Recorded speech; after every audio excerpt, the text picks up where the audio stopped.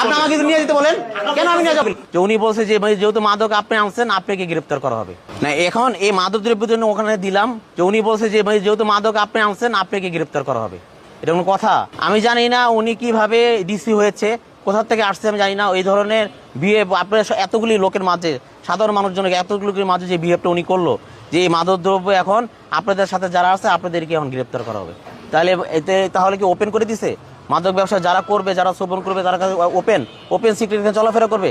মিরপুরটি এরকম মাদক সম্রাট এবং সন্ত্রাসী কর্মকাণ্ড ওনারা প্রশ্রয় দিতেছে। আমার প্রশ্ন এটা, তাহলে এগুলি নিয়ে কি করবো আমরা?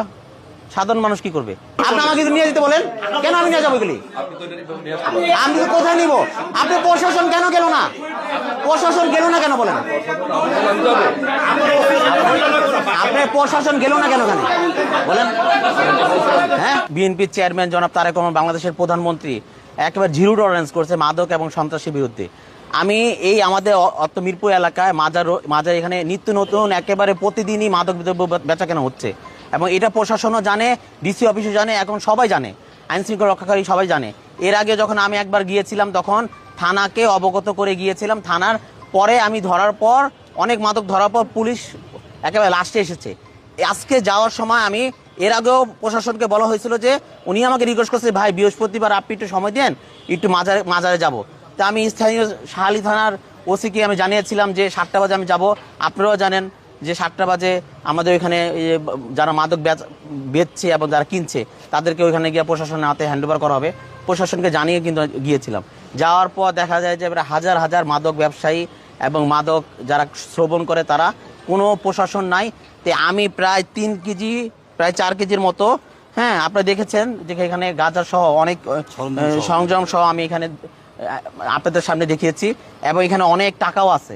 তো এগুলি যখন প্রশাসন এখানে আসে নাই, তো এই জিনিসগুলি আমি কাকে হ্যান্ডওভার করবো?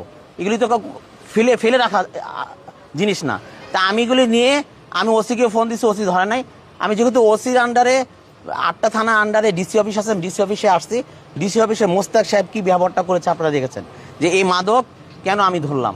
ওনারা যাবে না, সাধারণ মানুষদেরকে হয়রানি করবে, রাস্তার পাশ দিয়ে মানুষ যাবে তাদেরকে বলবে যে আপনারা খাবেন কিনা, জোর করে বেচার জন্য চেষ্টা করবে। এই ধরনের পদক্ষেপ কিন্তু ওনারা আগের থেকে জানে, আজকে নতুন না। আপনারা কালকে যান, 2 দিন পরে যান, দেখবেন যে একই সিস্টেম চলে। এগুলি যদি প্রশাসন না দেখে তাহলে দেখবে কে?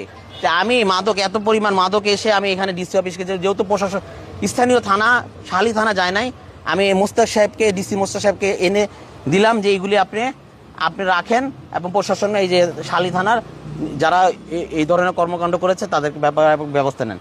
উনি কিভাবে ক্ষিপ্ত হয়ে গেল যে এখানে আনছেন কেন? এখন মাদক দ্রব্য যেহেতু আপনারা আনছেন, আপনাদের ব্যাপারে মামলা দেওয়া হবে। এটা কোনো কথা? এখানে সাধারণ মানুষজন ওনারা যায় না, সাধারণ মানুষজন হয়রানি হয়। তো এখানে উনি যেন এই ধরনের কথা করছে, এই মাদক নিয়ে আমি কোথায় যাব?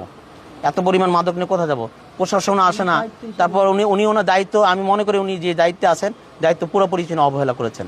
আর এই ধরনের বিহেভ উনি আমাদের সাথে করেছেন যে এই মাদক উনি রাখতে পারবেন না। এই মাদক নিয়ে আমি কোথায় যাবো এখন?